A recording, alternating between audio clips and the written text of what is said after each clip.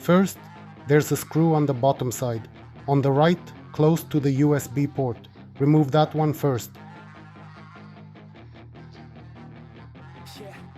Next, there are two hidden screws above the touchpad, right under the click buttons.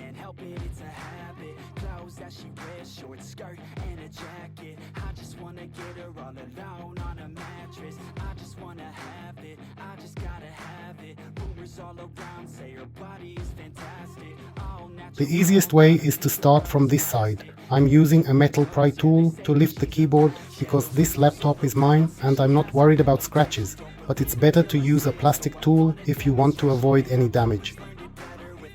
And finally, the standard ribbon cables, just like on any laptop keyboard.